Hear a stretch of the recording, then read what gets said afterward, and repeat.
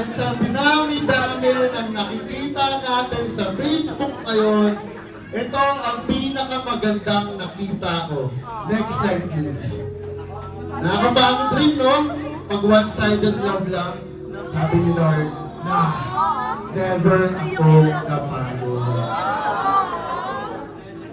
Diba? Kahit pa paano naman, merong pinigpit si Jesus.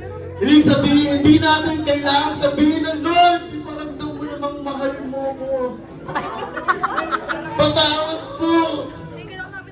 Dahil ba, ulit-ulit kang minamahal ni Lord kahit one-sided ka lang.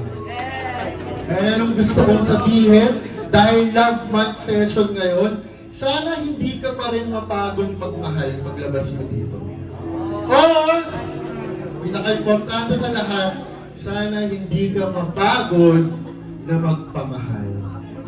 Kasi hindi sapat na laging one-sided lang kapag tao yung minamahal mo. Hindi pwedeng puro siya lang, puro ikaw lang. Pero pag si Lord, never ako napagod. Tignan ang katabi. Kamahal-mahal ba yan? Hindi po. May mga bayan talaga na hindi. Pakisabi nga sa katabi mo, I love you.